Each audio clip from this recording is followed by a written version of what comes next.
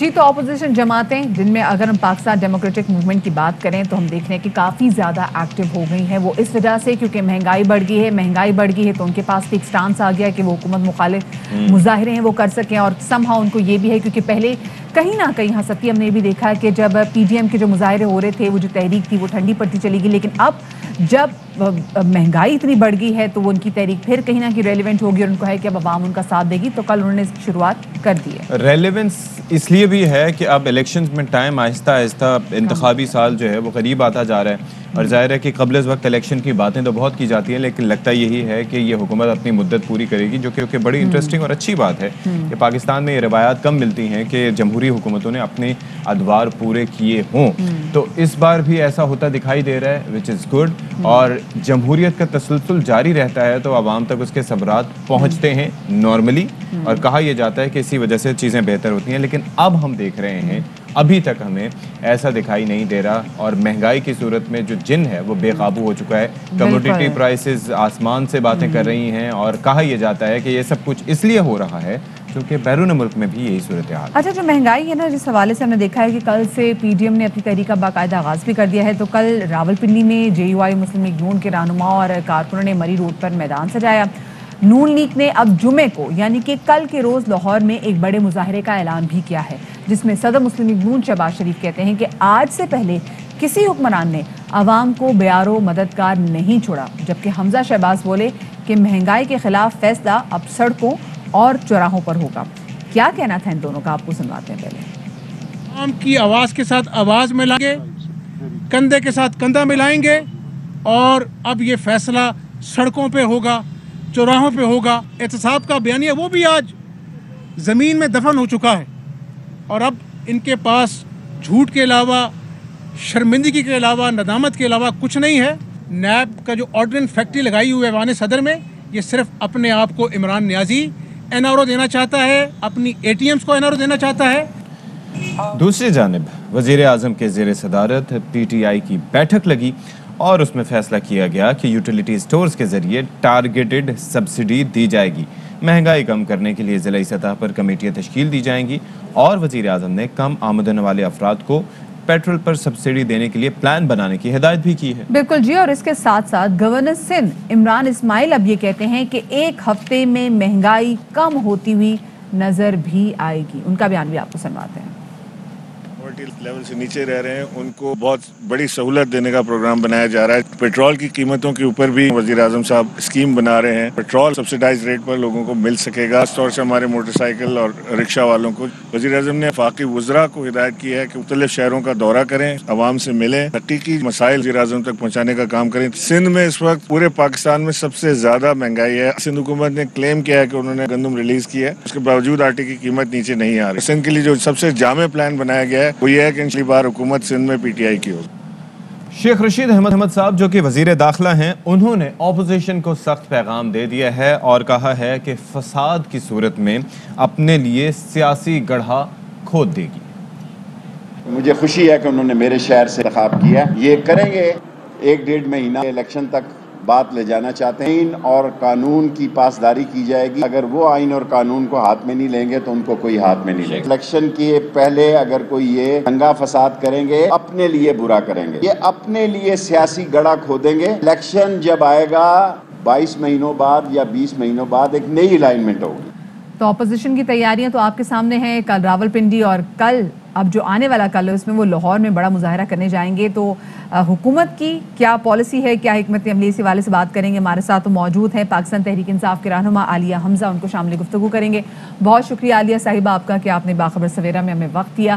ہم دیکھ رہے ہیں کہ اپوزیشن نے جو اسپیسیفکلی پی ڈی ایم نے مظاہروں کا اعلان کر دیا ہے. کل سے تحریک کا آغاز بھی ہو گیا ہے, مہنگائی بھی ہے, اور وہ کہہ رہے ہیں کہ جی اب جو مہنگائی کا فیصلہ ہے نا یہ سڑکوں اور چوراہوں پر ہوگا. حکومت کی کیا حکمت عملی ہے ان تمام تر سچویشن سے نمٹنے کے لیے؟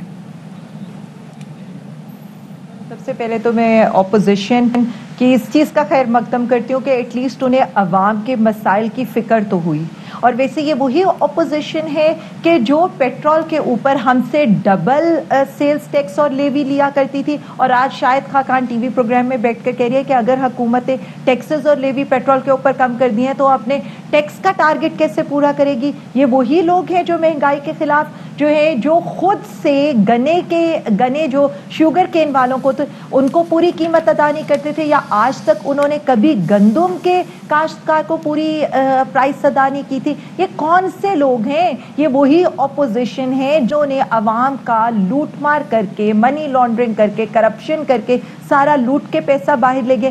انہیں مہنگائی کی فکر ہے؟ انہیں مہنگائی کی فکر نہیں ہے. یہ اصل میں اپنے سی وی پکڑ کے گیٹ نمبر 4 کے باہر کھڑے انتظار کریں کہ شاید کسی طرح ان کی قسمت کھل جائے. ادروائز عوام کبھی بھی ان کی پریورٹی نہیں رہی ہے. اگر عوام ان کی پریورٹی رہی ہوتی تو یہ کاٹن کی فصل کو تباہ کر کے وہاں پر یہ شوگر کین اپنے شوگر ملز کے لیے شوگر کین نہ لگاتے. اگر عوام ان کی پریورٹی رہتی تو کبھی بھی زرعی اجناس تک ہمیں امپورٹ نہ کرنی پڑتی. حیران کن بات تو یہ ہے کہ پاکستان کو امپورٹ بیسڈ اکانومی بنانے والے آج ان کو گالیاں دے رہے ہیں کہ جو ہم سیلف سفیشینٹ کرنے لگے ہیں ایگریکلچر میں عوام کو, ان کو گالیاں دے رہے ہیں. جو اپنے ٹیکسز کم کر کے عوام کو ریلیف دے رہے ہیں ان کو گالیاں دے رہے ہیں کہ جو پاکستان کے اندر لوکل گاڑیوں کو جو ہے سپورٹ کر رہے ہیں یا لوکل جو ہے آپ کی لوکل مینوفیکچرنگ کی طرف جا رہے ہیں. یہ کون سے لوگ ہیں؟ بجلی کے مہنگے سودے کرنے کا, بجلی لانے کا تو آپ کریڈٹ لیتے ہیں, لیکن کیا آپ یہ کریڈٹ کیوں نہیں لیتے کہ آج کیپیسٹی پیمنٹس ہو جائیں یا سرکولر ڈیٹ ہو جائے جس کی وجہ سے بجلی کی پرائسز بڑھانی پڑی ہیں, اس کے پیچھے بھی آپ ہیں. تو یہ اپوزیشن کا گھنونا چہرہ ہے جو عوام کے سامنے بار بار آتا رہے گا. پی ڈی ایم پہلے بھی ناکام تھی, پی ڈی ایم اب بھی ناکام ہے. اچھا, وفاقی حکومت کا سٹانس اور وزراء کا سٹانس تو اپنی جگہ اس پہ ہے, لیکن گورنر سندھ جو کہ سندھ میں وفاق کے نمائندے ہیں ان کا بیان سامنے ہے. وہ یہ کہتے ہیں کہ ایک ہفتے میں کنٹرول کر لیں گے یہ جو مہنگائی کا سارا سلسلہ تسلسل ہے. تو اس میں پلان کیا ہے گورنمنٹ کا, کیسے کریں گے کم؟ دنیا کے اندر جب کرونا آیا تھا تو ساری دنیا لاک ڈاؤن کے اندر گئی تھی. ایون ہماری پارٹی کے لوگ, ایون ہر بندہ خان سب کو اس کے اوپر اپوزیشن یہ کہہ رہی تھی کہ آپ لاک ڈاؤن نہیں لگا رہے. تو پرائم منسٹر عمران خان صاحب صرف ایک ہی بات کر رہے تھے کہ مجھے اپنے غریب عوام کی فکر ہے, اس لیے فکر ہے کہ امیر لوگ تو لاک ڈاؤن میں گزارا کر لیں گے, غریب نہیں کر سکیں گے. اور پھر ساری دنیا نے دیکھا کہ کس طرح سے غریبوں کا احساس کر کے کمپلیٹ لاک ڈاؤن کی جگہ اسمارٹ لاک ڈاؤن لگایا گیا. تو کیا کسی کو اس میں شک ہے کہ حکومت پاکستان یا پرائم منسٹر عمران خان صاحب اپنے عوام کو ریلیف دینے کے لیے اقدامات نہیں اٹھائیں گے؟ ہم ٹارگیٹڈ سبسڈی کی طرف جا رہے ہیں.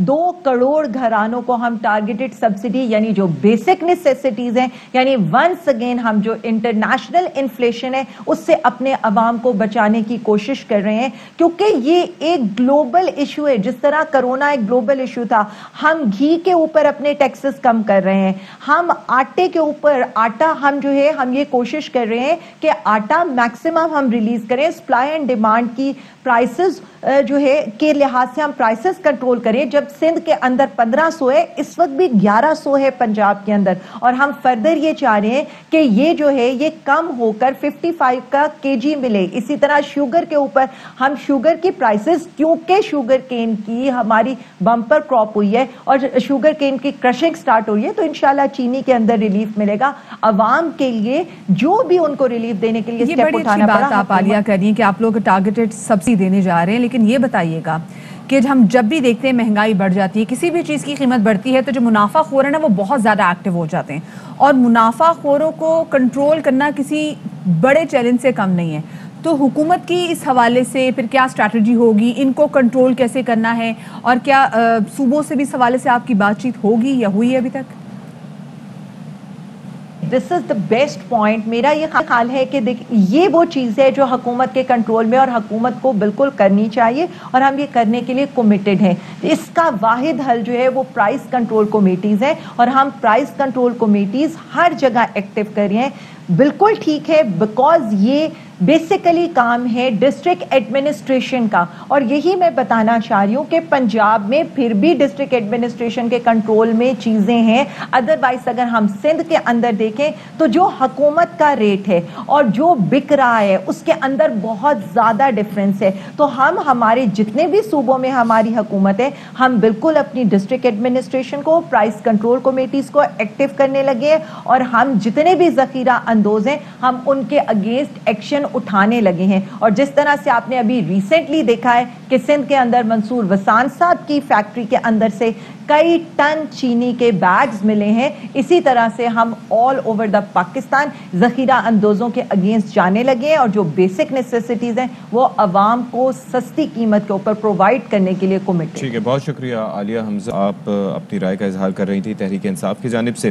محمد زبیر صاحب مسلم لیگ نون کا موقف دینے کے لیے ہمارے ساتھ اس وقت موجود ہیں. زبیر صاحب بہت شکریہ، آپ نے ہمارے لیے وقت نکالا. یہ بتائیے گا کہ یہ جو نئی تحریک شروع ہونے جا رہی ہے احتجاجی، پہلے بھی بہت جلسے ہوئے تھے، دھرنے کی بات کی گئی تھی، حکومت کو گھر بھیجنے کے دعوے کیے گئے تھے، لیکن اس میں کچھ کامیابی نہیں ملی، کوئی مستقل مزاجی بھی نہیں دکھائی دی. اس بار کیا مختلف ہوگا؟ اپوزیشن جماعتوں کا فرض بنتا ہے پاکستان کے آئین کے مطابق، ان کے اوپر یہ لازم ہے کہ وہ عوام تک جائیں، جو باؤنڈریز آئین میں لکھی ہوئی ہیں اس میں رہ کے، جس طرح جلسے جلوس ریلیز نکالنا ہے، اور وہ کیا. پشاور سے کوئٹہ تک، پشاور سے کراچی تک، ہر جگہ جا کے ریلیز نکالنی، جلسے کیے، عوام کو بتایا اور عوام کو متحرک کیا. اور اس کا نتیجہ بھی آپ نے دیکھا کہ بائی الیکشنز آج سے چند ماہ پہلے جتنے بھی ہوئے پاکستان کی ریسنٹ تاریخ میں، کم سے کم 25-30 سال کا تو مجھے پتہ ہے کہ کبھی بھی رولنگ پارٹی جو ہے وہ ایک کے بعد دوسرا بائی الیکشن نہیں ہارتی تھی، اور وہ بھی اس وقت جب وہ 2.5 سال سے زیادہ رہتے ہوں حکومت کے جانے میں. تو یہ ہم سمجھتے ہیں کہ ہم نے جہاں 100% مقاصد اچیو نہیں کیے تھے، وہاں بہت سے مقاصد اچیو بھی کیے تھے. پھر پیپلز پارٹی کے ساتھ ایک جو جھگڑا ہوا اور پیپلز پارٹی باہر نکل گئی، اس سے ظاہر ہے پی ڈی ایم کی موومنٹ میں بالکل ایک دباؤ آیا.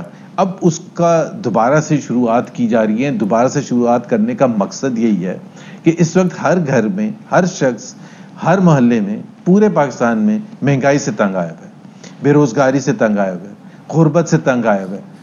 تو اگر ہم جا کے عوام کو دوبارہ متحرک نہیں کریں گے، ہم کیا کر رہے ہیں؟ مثال کے طور پر اگر پنڈی میں ہم ایک ریلی کرتے ہیں اور جس میں مہنگائی کے خلاف حکومت پر تنقید کرتے ہیں، تو کیوں نہ کی جائے؟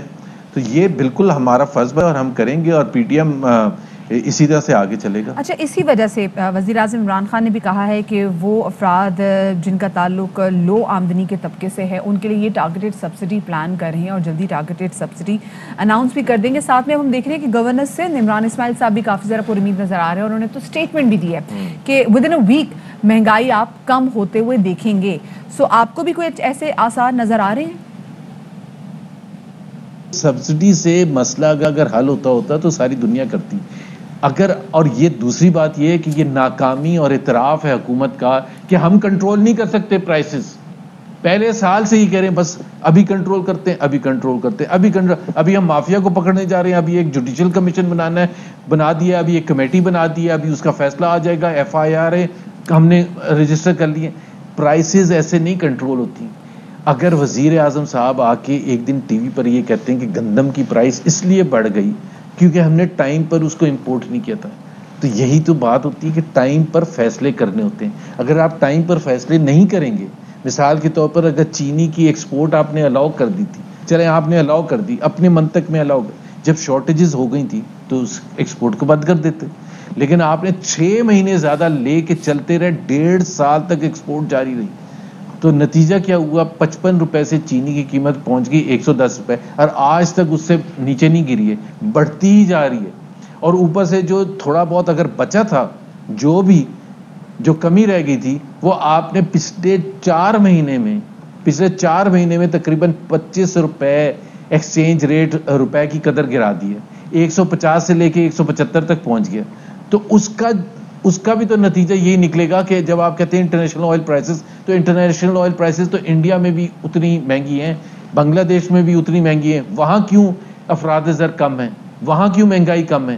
اس لیے کم ہے کہ ایکسچینج ریٹ انہوں نے سٹیبل رکھا ہوا ہے. ہم نے ایکسچینج ریٹ ہمیں یہ نہیں پتا کہ روپے کی قدر بہت زیادہ گرنا خراب چیز ہے یا اچھی چیز ہے. ابھی تک اس حکومت نے 3.25 سال میں یہ فیصلہ بھی نہیں کیا.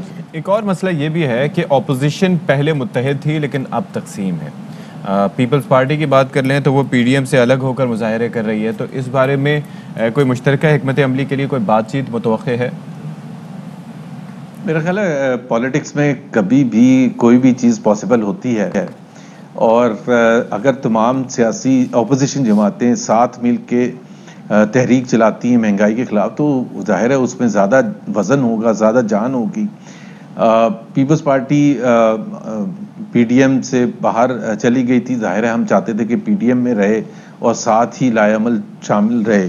ایک اچھی چیز جو ہوئی ہے کہ وہ پارلیمنٹ کے اندر کم سے کم تمام سیاسی جماعتیں, اپوزیشن جماعتیں جس میں پیپلز پارٹی بھی شامل ہے, وہ سب مل کے اپنی لائے عمل طے کر رہی ہیں. بیکاز شہباز شریف صاحب نے صحیح کہا ہے کہ وہ لیڈر آف دی اپوزیشن ہے, تمام اپوزیشن جماعتوں کو ریپرزینٹ کرتے ہیں. سو پارلیمنٹ کے اندر تو ہم نے سالو کر لیا مسئلہ کہ سب مل کے یکسوئی کے ساتھ اس حکومت کے خلاف اپنا تحریک چلائیں گے.